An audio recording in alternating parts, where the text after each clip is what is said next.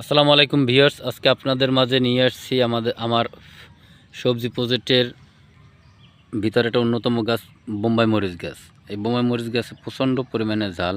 দেখেন কত সুন্দরভাবে পরিচর্যার মাধ্যমে আমরা বোম্বাই মরিচ গাছটাকে লালন পালন করে থাকি।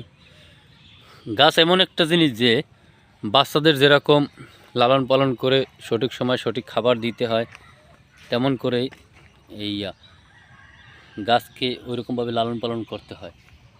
কেননা গাছ যদি সঠিকভাবে লালন পালন এবং সার, ঔষধ এগুলো সঠিকভাবে যদি প্রয়োগ করা না হয়, তাহলে গাছ পরিপাটিভাবে বড় হয়ে উঠতে পারে না এবং আমরা যে ফসলটা পাওয়ার উপযোগী ওই ফসলটা আমরা পাই না।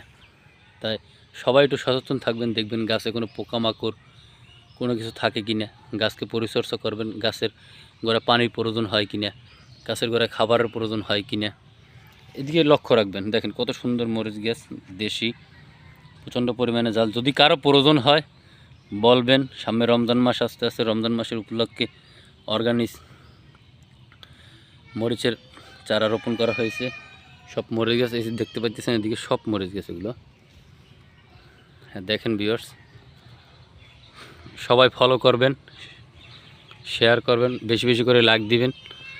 আপনাদের একটা লাইকের মাধ্যমে আমি আরও আপনাদের মাঝে ফুটিয়ে তুলতে চাই। দেখেন অর্গানিক লাউ আরও দেখাচ্ছি আপনাদের।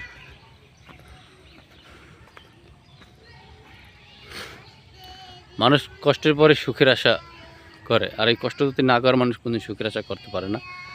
দেখেন কত সুন্দর। সবাই সাথে থাকবেন। আর যদি কারো প্রয়োজন হয় স্ক্রিনে নাম্বার দেওয়া থাকবে। অর্গানিক ফুড, উজিরপুর থানার আশেপাশে যারা আছেন তারা পাবেন ইনশাআল্লাহ। দোয়া করবেন,